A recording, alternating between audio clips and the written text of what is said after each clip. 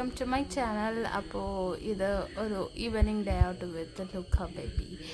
അപ്പോൾ ഇന്ന് നമ്മൾ ഞങ്ങളുടെ നാട്ടിലുള്ളൊരു അണക്കെട്ടുണ്ട്, അണക്കെട്ടിൻ്റെ സൈഡിലേക്ക് ഞങ്ങൾ പോയതാണ്.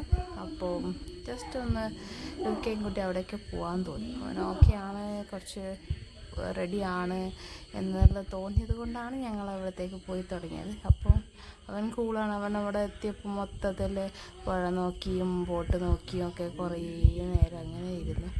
നിങ്ങൾ കാണുന്നില്ലേ ആ ബോട്ട്? അപ്പോൾ ഇവിടെ പ്രൈവറ്റായിട്ട് കുറച്ച് പേര് കൂടിയിട്ട് തുടങ്ങിയതാണ് അത്.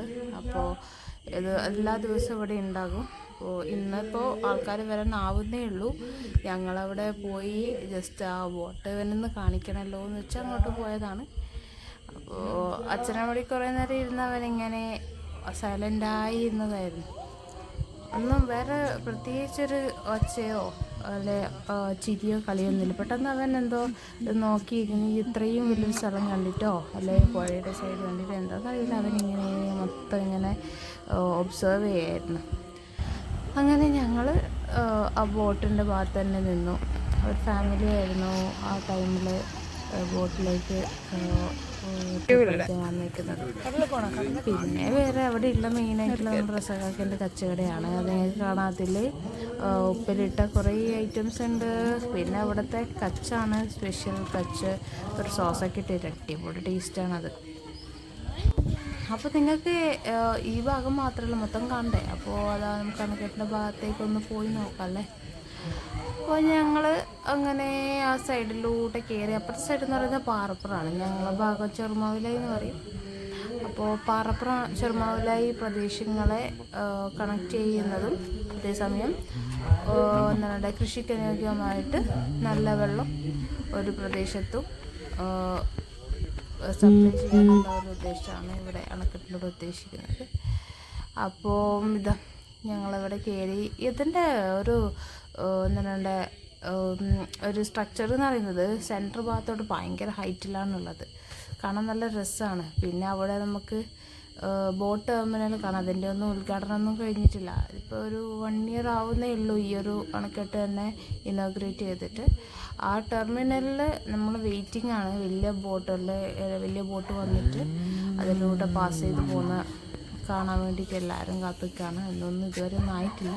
പക്ഷേ എന്നാൽ കൂടി വന്നിരിക്കാൻ നല്ലൊരു അടിപൊളി സ്ഥലമായിട്ട് നമുക്ക് പറയാം ഈ ഒരു അണക്കെട്ടിൻ്റെ ഏരിയ. അത്രയും എന്താ പറയുക, എന്തോ ഒരു കാമാണ്.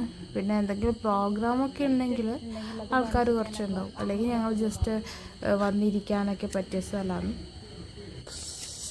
ഈവനിങ് ടൈം ആയാലും രാവിലെ എല്ലാവരും നാട്ടുകാരായിക്കോട്ടെ പുറത്തുള്ളവരായിക്കോട്ടെ നിൽക്കുന്നു ഈ ഒരു ഭാഗത്തോട്ടൊക്കെ നടന്ന് ചെല്ലാറുണ്ട്. എനിക്ക് പറയുമ്പോഴത്തേക്കും ലൂക്ക ഉറങ്ങിപ്പോയി തോന്നുന്നു. അവൻ ഒരു ഈ ടൈമിൽ ഉറക്കം വരുന്നതാണ്. അപ്പോൾ നടന്നു പോയപ്പോൾ കാറ്റൊക്കെ കൊണ്ട് അവൻ അങ്ങനെ ഉറങ്ങിയത്. അവൻ ഉറങ്ങിയ സ്ഥിതിക്ക് ഞങ്ങൾ ഇനി അധികം ദൂരം നടന്നിട്ട് കാര്യമില്ല. അപ്പോൾ ഞങ്ങൾ തിരിച്ചു പോകേണ്ട പ്ലാനിൽ നിൽക്കുകയാണ്. പിന്നെ വിചാരിച്ചു മതി അപ്പുറത്തേക്കാണ് ഒന്ന് പാറപ്പുറത്തെ സൈഡിലേക്ക് ഒന്ന് പോയിട്ട് അവിടുന്ന് വല്ല ഐസ്ക്രീമോ ഉപ്പിലിട്ടത്തോ വല്ലതോ കഴിച്ചിട്ട് പോവാൻ. അങ്ങനെ ഞങ്ങൾ ബാക്കി ഫുള്ള് കംപ്ലീറ്റ് അങ്ങ് നടന്ന് പാറപ്പുറ സൈഡിലേക്ക് എത്തി. അപ്പോൾ ആ സമയം ഒരു 6 മണി 6:30 ആകുമ്പോഴേക്ക് അതിൻ്റെ ലൈറ്റ്സൊക്കെ ഓൺ ആവട്ടോ. നിങ്ങൾ കണ്ടുകൊണ്ടിരിക്കുന്നത് ലൈറ്റ്സ് ഓൺ ആയിട്ടുണ്ട്. ലൈറ്റും കൂടി അപ്പോൾ ഭയങ്കര ഭംഗിയാണ് കാണാൻ. ഞങ്ങൾ അതുകൊണ്ട് തന്നെ ഇപ്പോൾ ഒറ്റയ്ക്ക് വന്നാലും കുഴപ്പമില്ല, ആരും കൂടെ വരണമെന്നില്ല. ഒറ്റയ്ക്ക് വന്നിട്ട് വീട്ടിൽ പോവാം.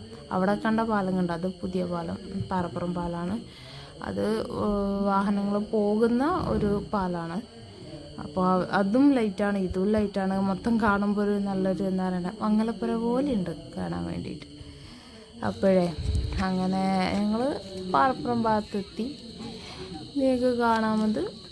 അപ്പോൾ അവിടെ നാട്ടുകാരുണ്ട്, നാട്ടുകാരില്ലാത്തവരുണ്ട്. ഞാൻ പറഞ്ഞില്ലേ ഇതൊരു വർക്കിംഗ് ഡേ ആയതുകൊണ്ട് അധികം ആൾക്കാർ റഷ് ഉണ്ടാവും, കുറവാണ്.